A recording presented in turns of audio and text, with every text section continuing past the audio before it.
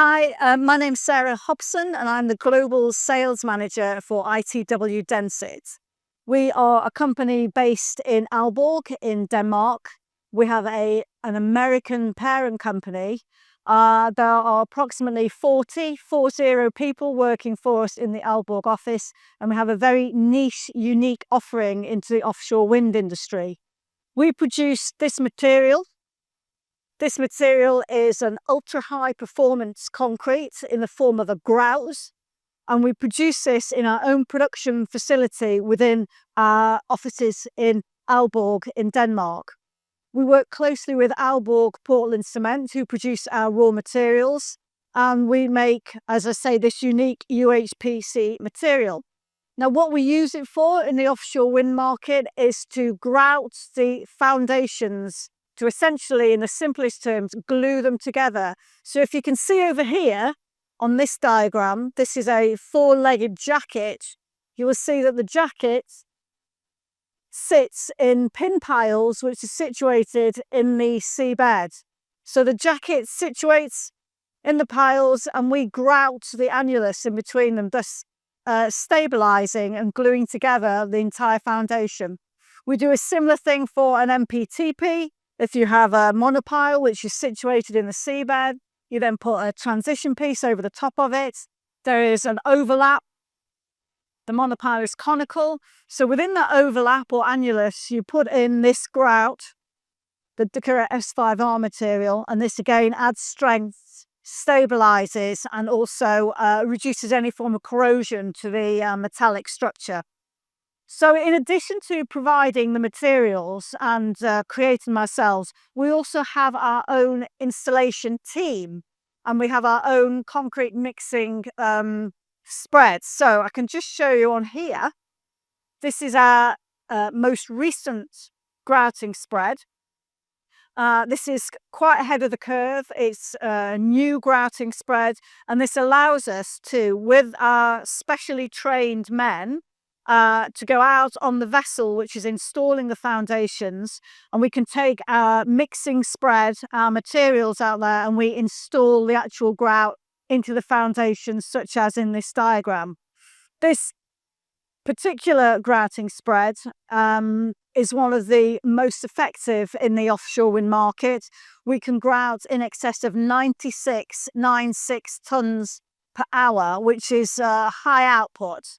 We also have the ability to grout this with both big bag materials or silo materials. And we have what we call an elevator system, which allows us to put bags of powder, bags of our Ducura S5R powder into the hoppers and into the spreads without having to use crane lifting. So it reduces the crane lifts on the vessel. This is more effective, it's cheaper, and it's much more safety conscious.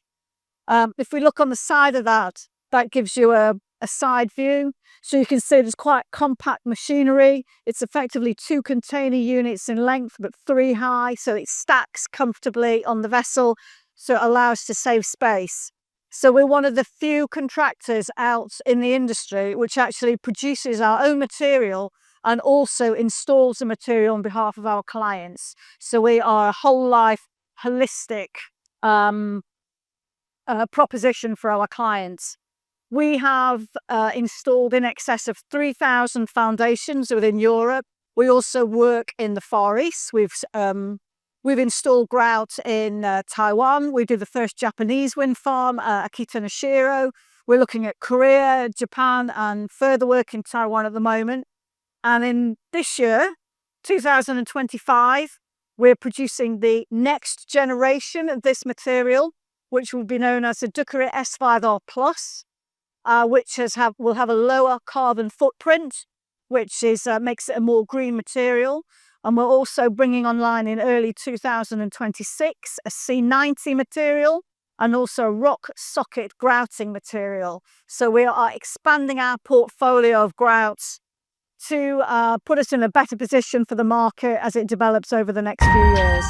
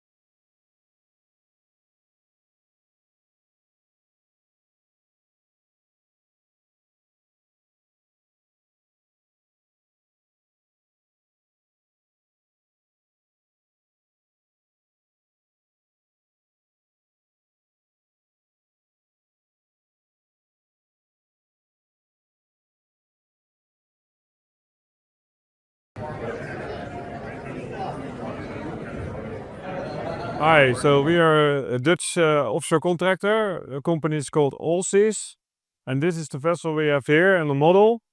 So what you can see here, this is a jacket. We can lift it and install it with the jacket lift system.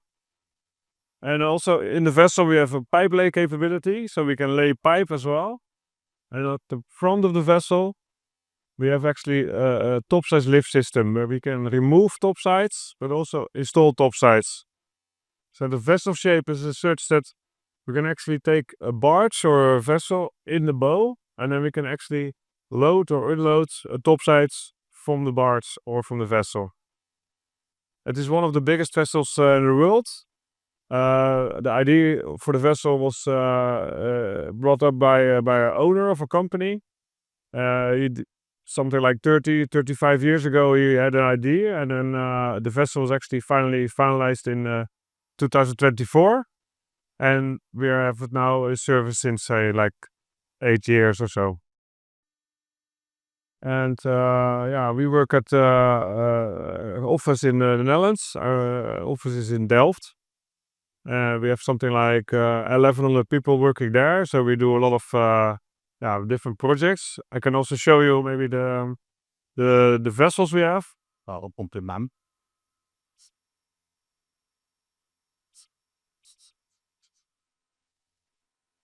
So we have. So this is the biggest vessel. This is what the model is, and then we have also pipe lay vessels. And this is a vessel to collect nodules for deep sea mining. And these are construction support vessels, and then we also have a shallow water pipe lay barge.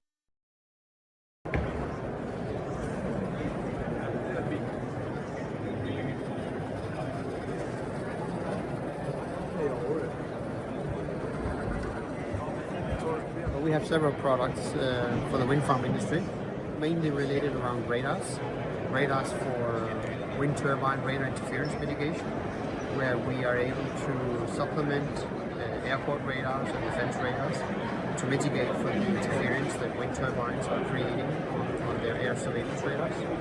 We have radars for light control for wind turbines, so you can keep the aviation lights off at night time and only turn them on when there's actually an aircraft in the vicinity. So we have radar products for bird protection, VTS, distant traffic services. So a whole range of radars related to areas around wind turbines.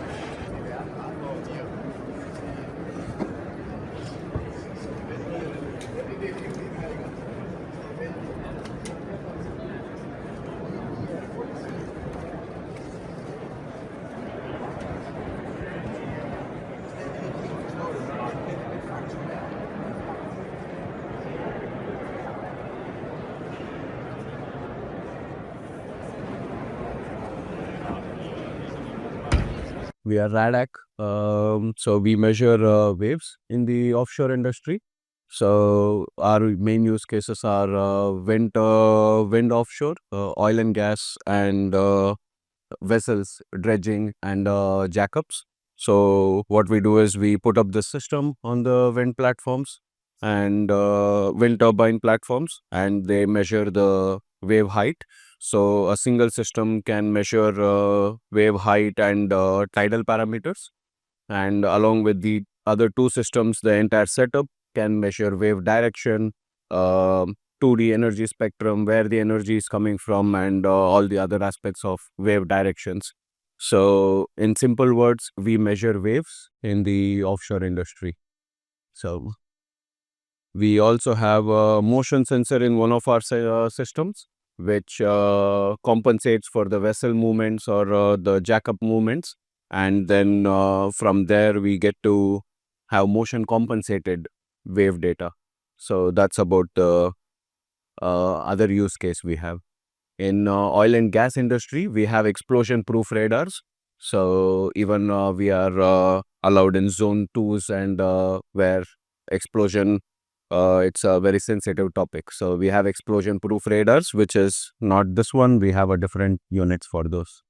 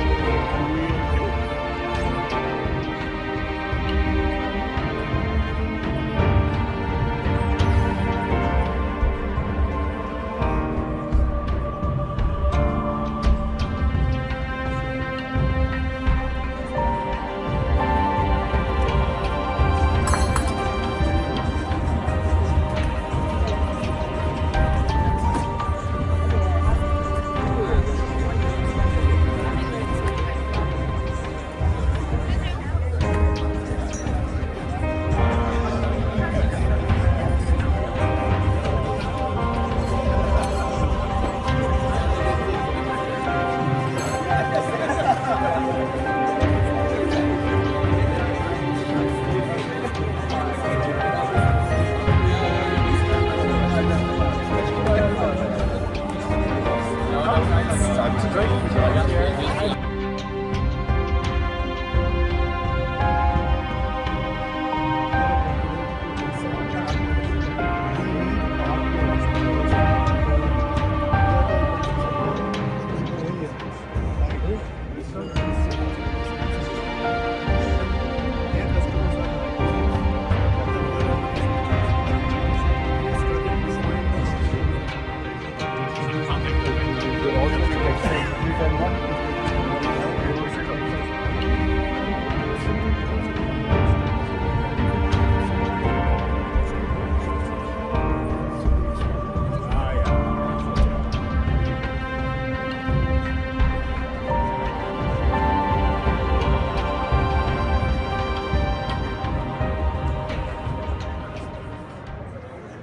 Constrained for time, so we really need to be as efficient as possible. So please allow me to welcome His Excellency to the stage. Thank you so much.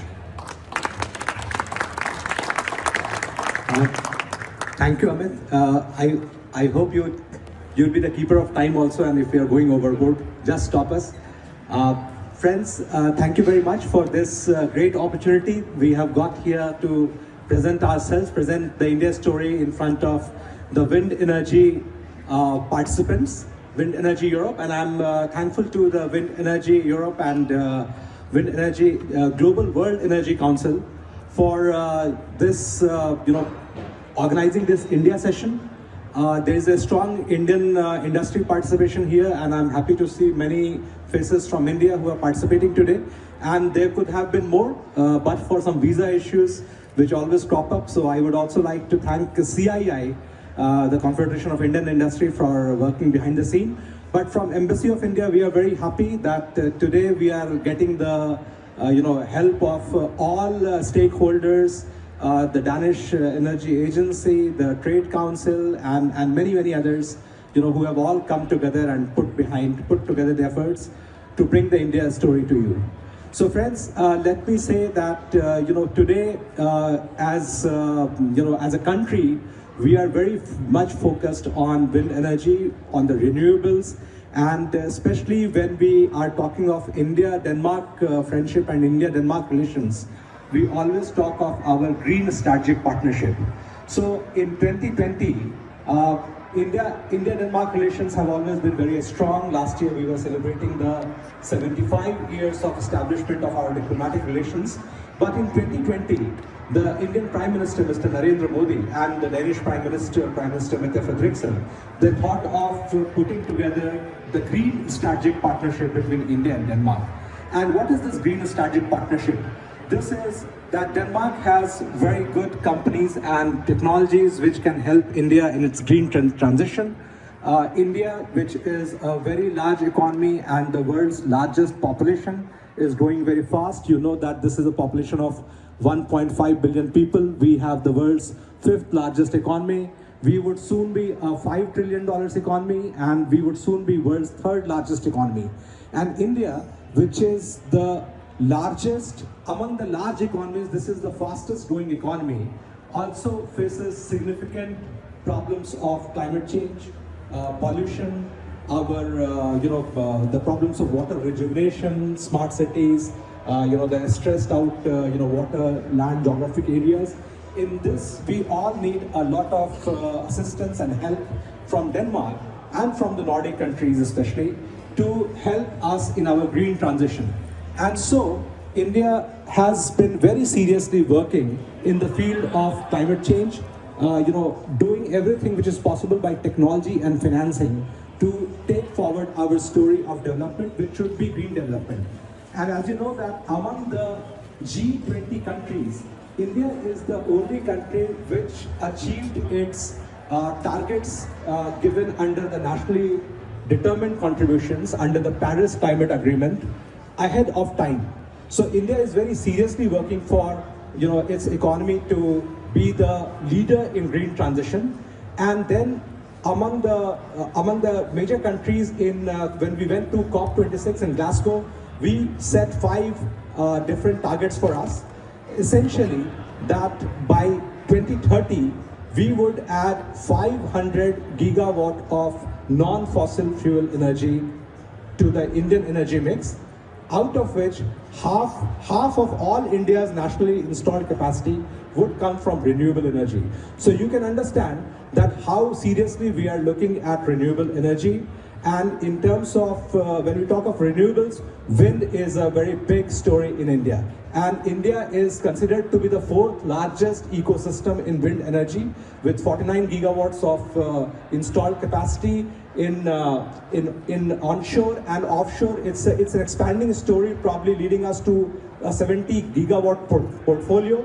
And this would not be possible without participation of all of you who are present here as stakeholders, your technology and financing, which is very important. And we have to find an optimal mix that how we can do this. Now, India has been delivering year after year. We are not stopping. About 20 gigawatt of renewables were installed in India in last 1 year. And about $20 billion of foreign direct investment came into this sector in last 5 years. So we are open for the foreign direct investment is direct. It is 100%. The foreign investors can come in, and we are trying to bring out tenders and tenders after tenders every year. It's already been coming every year. And those who know India, we have remarkable prospects in the states of Tamil Nadu, in southern India, and we hopefully would have a representative from Tamil Nadu Renewable Energy Corporation here soon. In the state of Gujarat, in Karnataka, in Rajasthan and other places, everywhere we see we have a lot of untapped potential, which is just waiting for the right kind of technology and right kind of financing to come. Friends, I would like to say that in this field, we have made so much progress that not only we are looking at our bilateral cooperation between India and Denmark, and since I am the Indian ambassador to Denmark, my first and foremost attention goes to Denmark. But of course, since we are talking of here WindEurope Europe, India already has an established partnership with all the Nordic countries. We work in the India-Nordic framework also, and if you remember, Prime Minister Narendra Modi last came to Copenhagen in the year 2022. It was the second India-Nordic summit at that time. And now we are already preparing for the third India-Nordic summit, which would be in Oslo before the summer. And the 5 Nordic Prime Ministers and Indian Prime Minister, when they meet, they primarily talk of, apart from geopolitical issues, also how to help, how to tackle the problems of climate change. And environment, which is a big thing, and in which Denmark and the Nordic countries are all, leaders in this thing. We need serious assistance and help from, all of you in Denmark, in Nordic countries and in Europe. And in this, financing is also very important. And I would urge that, especially in Denmark, that there are pension funds, there are IFO, IFU, and many other agencies. Similarly, elsewhere also in Europe, that please think of India when you are thinking of your next investment, because India is a large economy. It is a great, its macroeconomic fundamentals are strong. It is giving good returns. And so in the field of wind energy also, we have great prospects, and I invite you all to seriously look at India. I want to say that in terms of our presence in Copenhagen as embassy, we are here to present any kind of assistance you need from us, to direct you to right people in India, and there are so many industry players who are present here. And also I would like to say that in terms of policy making in India, in terms of regulations, since we are today at this stage hearing each other, if you have issues in India, do point them to us so that we can take right steps to address your concerns also. But I think that in the end, it would be a great story of India-Europe cooperation, India-Denmark cooperation, and India-Nordic cooperation in the wind energy. And it is good for India and it is good for the planet. Thank you very much. Welcome. At the European Commission. And I'm very glad to be here because this discussion comes very shortly after the historic visit of the College of Commissioners to India and the discussion between the President of the Commission, Ursula von der Leyen, and Prime Minister Modi, including on what? On wind, on cooperation in wind. And this is absolutely a crucial topic for our partnership. As you know, as you can see, as you can witness here, wind, and in particular offshore wind, is extremely vibrant in the EU. We have quite some experience We have already over 20 gigawatts of offshore wind across the EU. We have plans for 90 gigawatts by 2030. And obviously, the development of wind, and in particular offshore wind, is not just a European story. We see the projects coming off the ground across the world, and we're very happy with this. But let me say a few words on where I see that our cooperation between the European Union and India in the area of wind can be strengthened. First, regulatory frameworks. I mean, we all, I think, will agree on the importance of a good, conducive regulatory framework which is helping to grow the wind market, which should help to make it vibrant. That's the first thing.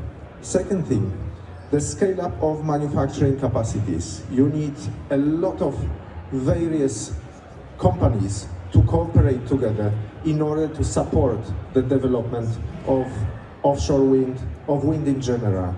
This includes ports, this includes vessels, this includes the build-up of the supply chain and the development of skilled workforce. This is all vital for these projects. And as you know, the European Union, various countries, they have very strong and competitive industry that can partner with India. Third aspect, innovative financing and investments. These investments will require massive mobilization of funding, massive resources, mainly private but also public, and delivering on them often requires innovative financing. You know, it requires de-risking, for example, of the investments. And just one example of what we have done in the European Union, the European Investment Bank has developed a 5 billion counter guarantee to underpin the development of offshore projects. We have a number of other instruments that, again, I think we developed over the years, and we can share experience on this. And finally, sustained research and innovation are necessary, absolutely necessary to support emerging offshore technologies. Think about floating wind, think about ocean energy. This is all necessary to adapt the investments to various conditions and to bring down their cost, which is still significant. And collaboration and knowledge sharing are critical to progress also on this point. So summing up, the European Union stands ready to engage with India even more on this front, basically for our stronger partnership. Thank you very much.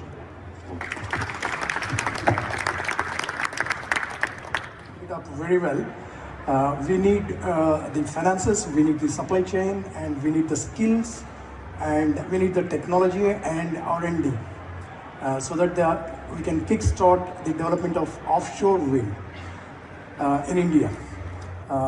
Yes, this is where exactly we are looking for hand-holding from the experts sitting over here to come and kickstart the offshore wind development. And the bids are already out. One for Tamil Nadu, one for Gujarat. Gujarat comes with government of support, that is VGF, and Tamil Nadu, it is on seabed lease basis.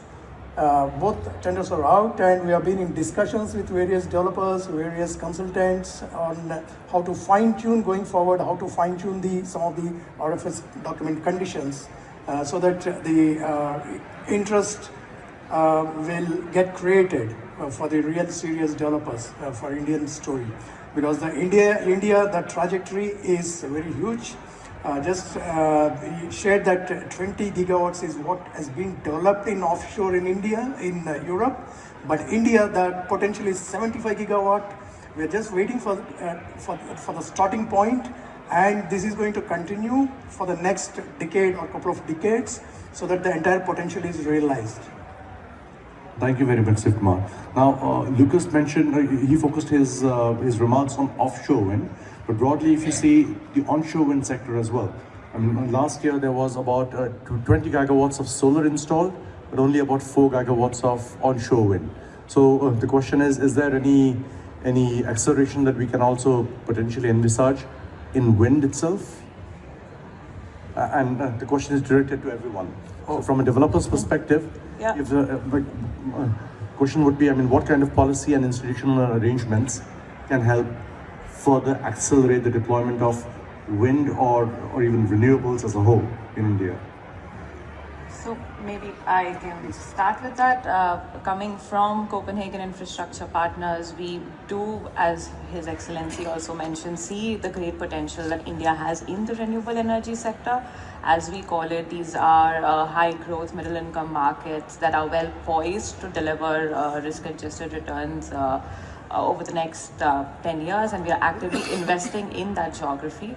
From a fund and a developer's perspective, when we talk about renewable energy or wind as a whole, some of the challenges, as Lucas also mentioned, is that the regulatory framework needs to be sort of strengthened in a way that there needs to be like one common PPA structures, documents. They cannot, sometimes they vary a lot from state to state. Sometimes getting approvals from different states, especially when now we are talking about doing interstate transmissions, and we are also talking about decarbonizing our industries. So simplifying some of the way we can get approvals on open access, on getting connectivities, etc. I think that early stage, solving that early stage hurdles are very, very important for funds like us to deploy capital and to build. That early stage de-risking is critically very essential from my point of view. Would anyone like to add to that? So just I would like to add, in addition of that, like you absolutely mentioned about the regulatory challenges, there were certain regulatory challenges which were developer facing. In addition to the government of India is also pushing how to increase this RE integration, wind integration in the system. So now they introduce specifically that the RPU, wind RPU in our system. So wind RPU, one thing. Second thing, PPA developer was facing even REIA was facing the challenges in the terms of the signing of PPAs. So government introduced URET, Uniform Renewable Energy Tariff. So all the PPAs come together, the common or weighted average PPA will come to the DISCOM side. There's a second thing. Even the major constraint which developer was facing in the transmission point of view. Because from last 4 years back, this CTU projects came in picture. Before that, feed-in tariff was in a picture, developer were developing project on a regular basis. Now the CTU project came in picture, and very limitation in terms of the transmission. So let me just stop you before we go into more acronyms. So RPO is the Renewables Purchase Obligation. CTU is the Central Transmission Authority, so utilities, sorry. So these are projects that are connected to the Central Transmission Grid rather than the STUs, the State Transmission Utilities. Please go on. Okay, so that's the best part. Now government is strengthening the central transmission units, and the project will come in because India has a very limited states where the wind potential is there. So ultimately we have to inject power from windy states to non-windy states. So that's the thing which now is developing, and I hope so in the coming years that a huge potential will come in our interiors. And what about land acquisition itself? Do you think it's improving or? Right. Land acquisition was the biggest challenge. Even the particular wind ROW is one of the. Yes. ROW is one of the critical tasks. So just last 2 weeks back, Government of India introduced a specific policy for the ROW. They defined how much the amount is fixed for the ROW issues. Otherwise, the local level peoples, local level administration, they were facing a huge challenge because there was no standards. So now government is also pushing how to resolve the issues. Ultimate, the wind is not like a solar to develop in a limited area.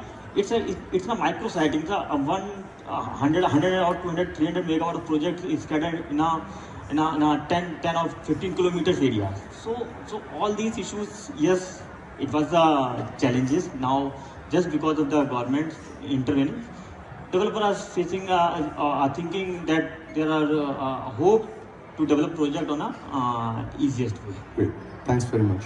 Now next question is about going for the easy solution versus the right solution.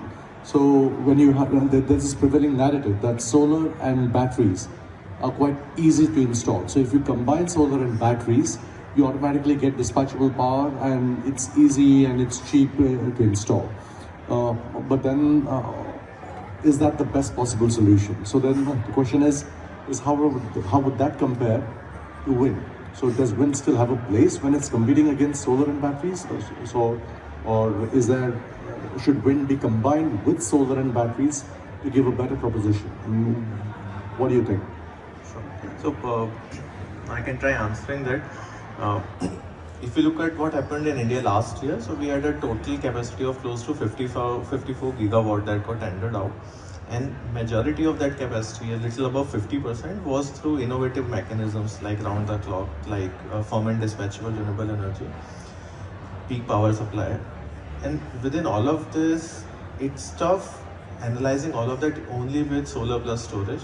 So it would have to be integrated with wind, and that's another reason why wind offtake has improved. Take-up for wind has been going up, because if you look at, for example, solar with, let's say, at a good solar installation site offering a capacity utilization factor of close to 25%, wind offering first year 30 to 35%.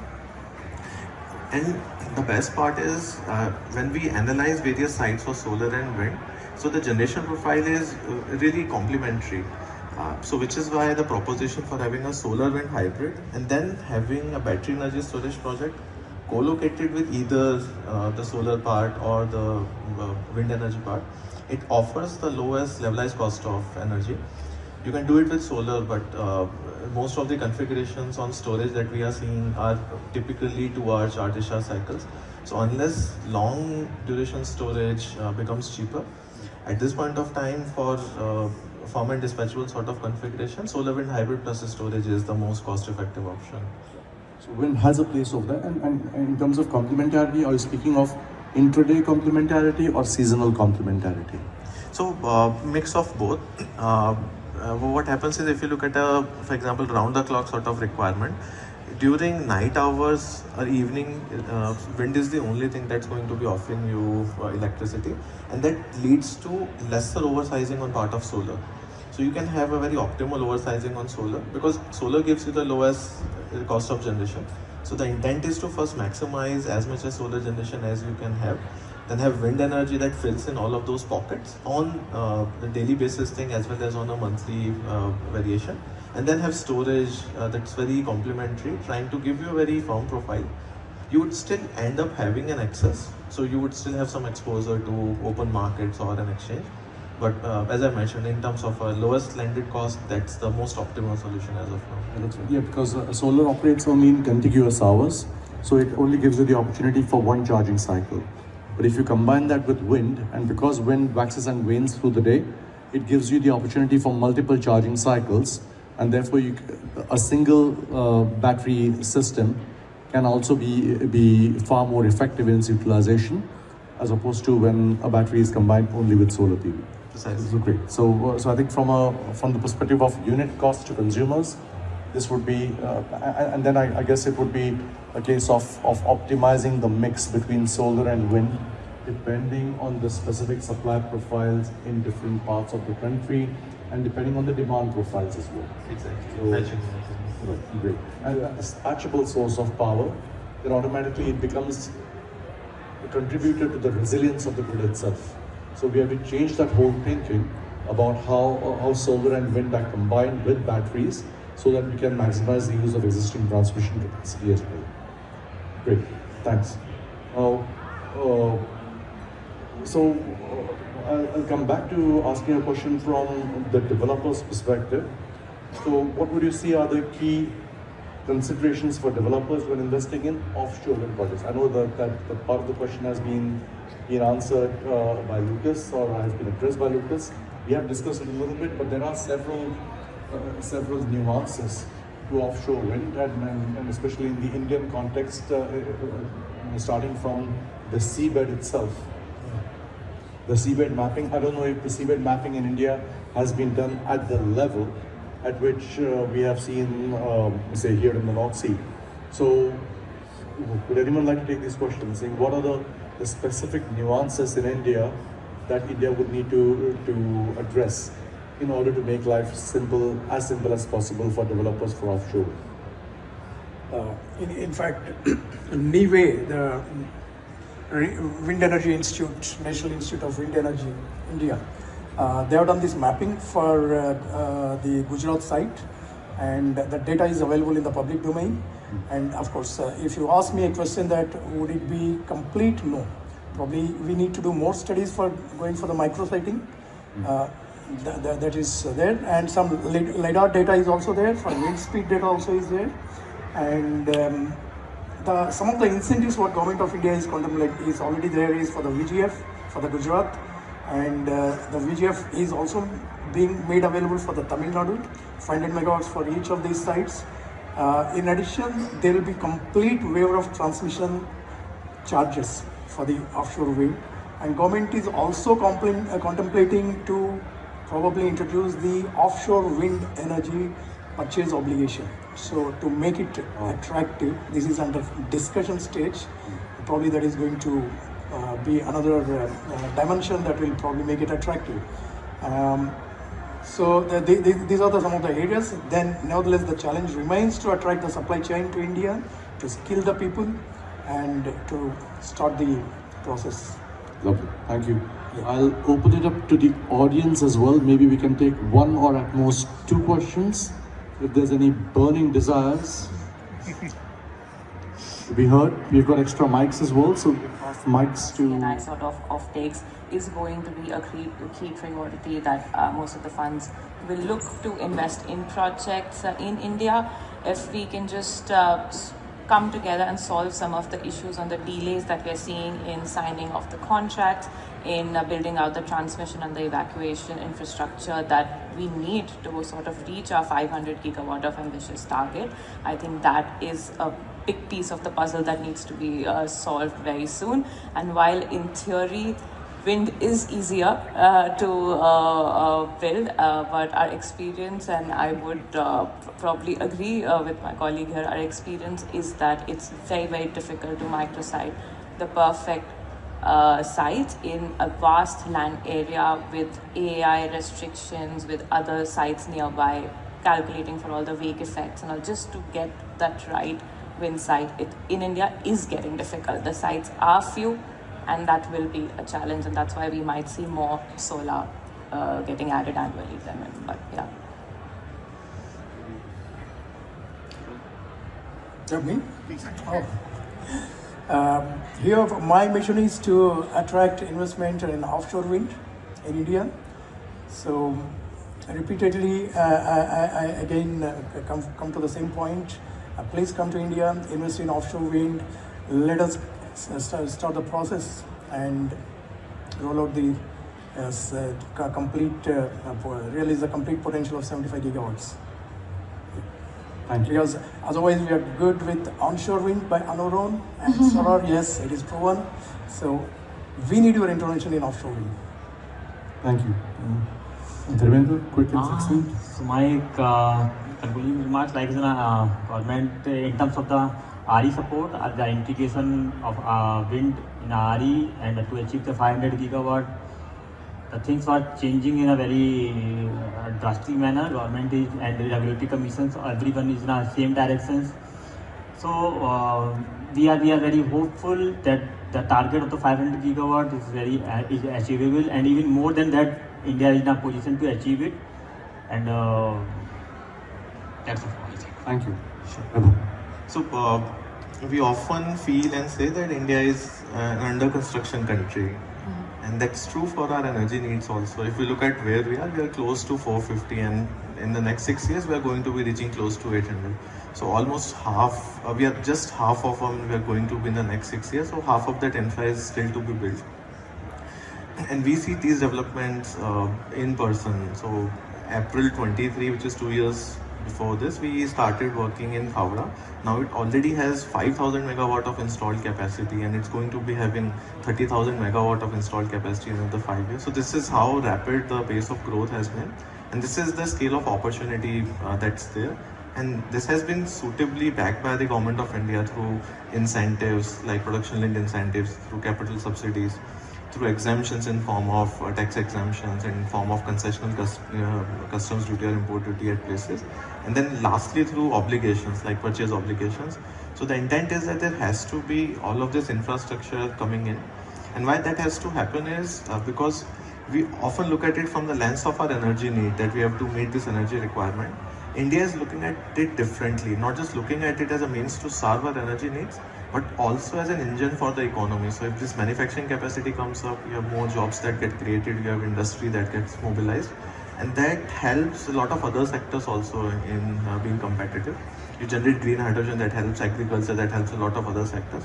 So renewable energy is something that is going to be touching a lot of these allied sectors and would finally be powering the entire economy. Thank you, Vaibhav. I think that sums it up brilliantly. Thank you to all of my panelists. You've been excellent and you've just made my job easier. And with that, let me now invite Anish to come in and deliver the closing remarks. A round of applause for all of our panelists.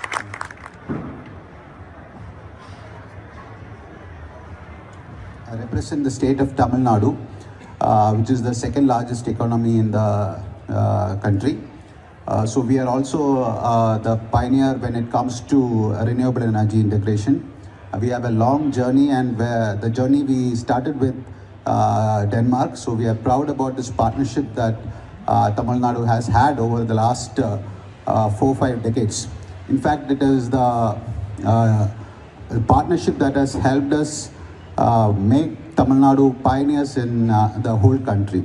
In 1986, we had the partnership with Denmark, the Ministry of Power, Government of India, and the Tamil Nadu Energy Development Agency, which started with 55 kilowatt machines. Now we are ramping up to 5.2 megawatt machines. So this has been a journey that we have had together. So it is only a proud privilege that I get to address on this journey where we are taking the next shift towards one repowering of the old machines. That is one challenge that we are trying to address today, and also offshore wind, which we are all discussing, and we have been doing it over the last few days. To put things in perspective, the kind of challenge which we have ahead of us to address, today we have a portfolio of solar, wind, both onshore, bioenergy, hydro, all put together. Our size is around 23 gigawatt, which is serving the state of Tamil Nadu. To meet our obligations, to meet our commitments to source 50% of our energy from renewable energy sources, we have to invest in another 25 gigawatt. Today we stand at 23 gigawatt over the last 40 years. So in the next 5 years, I have to add 25 gigawatt. So that is the kind of magnitude that we are looking at today, and it comes with a lot of challenges. We all know the challenges when it comes to adding more RE into the grid, the kind of intermittency, kind of transmission constraints that we have. But we are looking at solutions, and we have found a few solutions which will help us integrate more RE into the grid.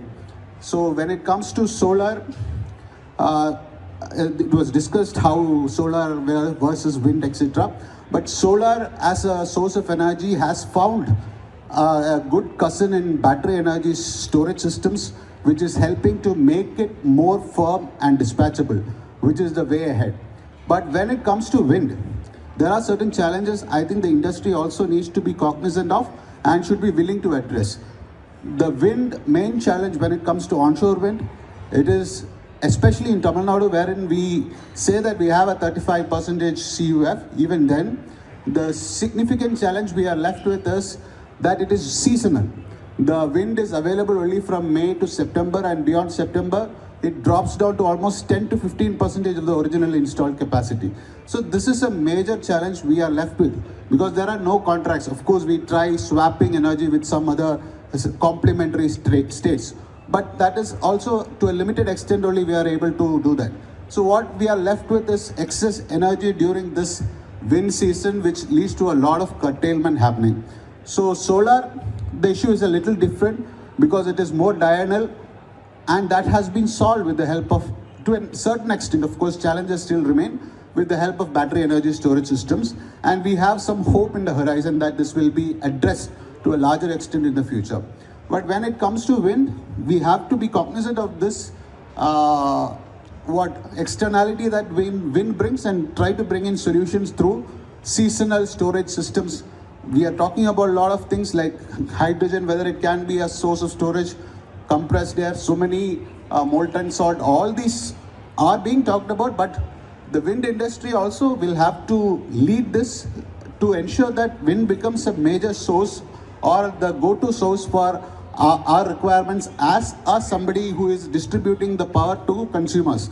As the distribution company, my single or most important objective is to give the best possible power at the cheapest cost available. So when you do a resource adequacy study, we do an economic resource adequacy study wherein the cheapest source of renewable power should be given to the people. So wind has a lot of work to do in this front to ensure that it becomes more consistent and more reliable, dispatchable over the entire year. So this is one challenge which we have, but there is no doubting the fact that wind is an important factor in our portfolio of renewable power. But going ahead, even when we add offshore wind also, even offshore wind comes with this challenge, but to a limited extent, not as bad as it is with the onshore wind.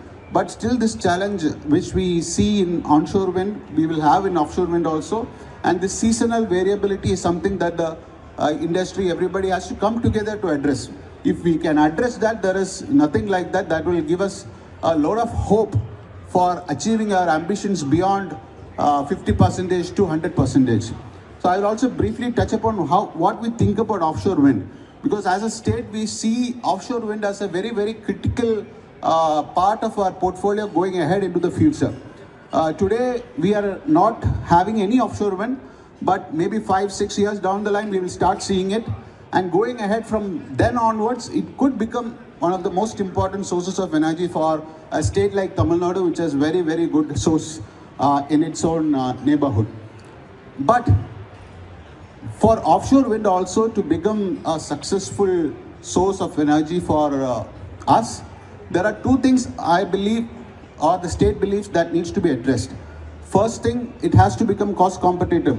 It has to become a power source which is comparable to other sources of renewable energy.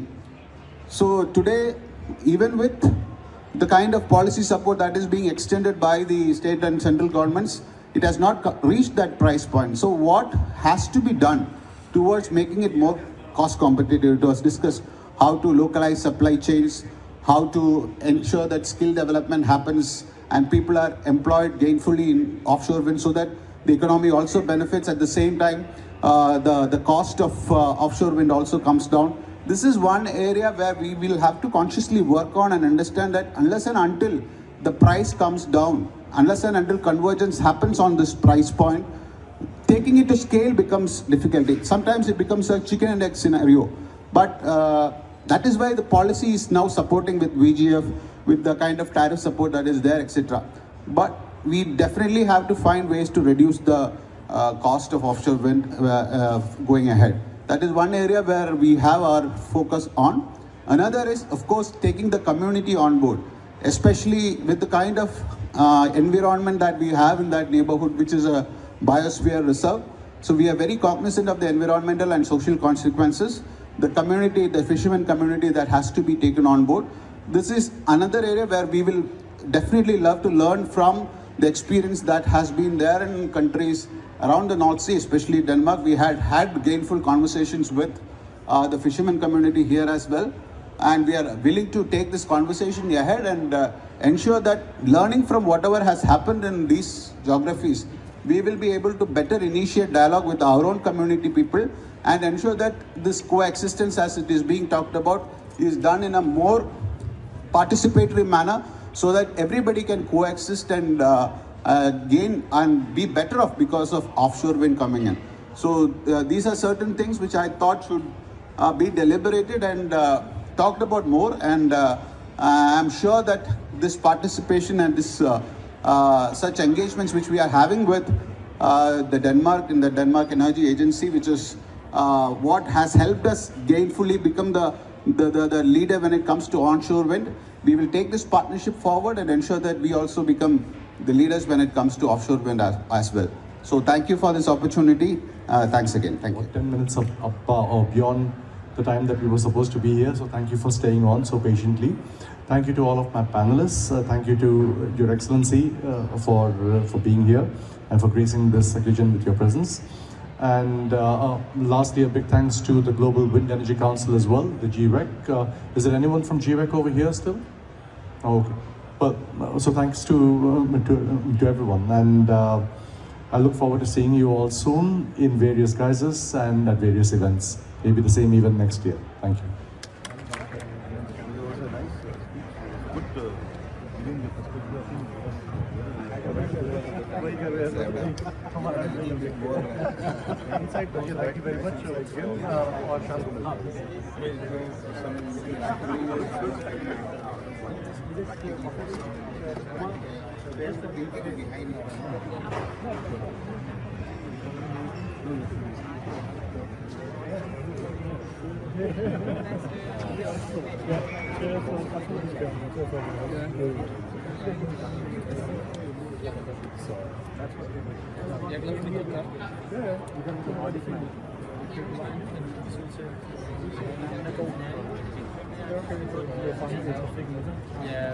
Namaskar. We have just completed a session on India and the prospects of offshore and onshore wind energy in India in WindEurope Europe fair. It is a very important fair, and we have a strong Indian delegation from the industry and also from government here, especially the representative of Tamil Nadu Green Energy Corporation was here, and we all spoke about the brilliant prospects of offshore and onshore wind energy in India. India is already the fourth largest ecosystem of wind energy in the world, and with the 70 gigawatt of potential projects in India, it is the market to look at. What we would like that all the leading industry stakeholders, the technologies, the green technology transformation people, investors who are looking into the opportunities, and all the big companies of the world, we would like to invite you to India to look at the Indian market and be in partnership with leading Indian companies. You are also welcome to come by yourself. And there's a strong emphasis on India-Denmark Green Strategic Partnership and India's own commitment to combat climate change and to do green transition. In fact, by 2030, India is going to add 500 gigawatt of non-fossil fuel energy, of which wind energy would also be a special component. So we would like to be here in the WindEurope Europe, and we would like everyone to look at the Indian market, which gives a very profitable and very assured returns. So once again, I welcome you all to India for the wind energy market. Thank you. As a EU, we are supporting this whole program around energy transition in India, and one of the components of this EU support through Clean Energy and Climate Partnership is that EU wants to ensure that there is a knowledge exchange between Europe and India on offshore wind development, and there is a clear-cut mandate that how can EU support Indian companies, government stakeholders, private stakeholders to learn from EU experience, and how can they build the larger capacity in India around offshore wind.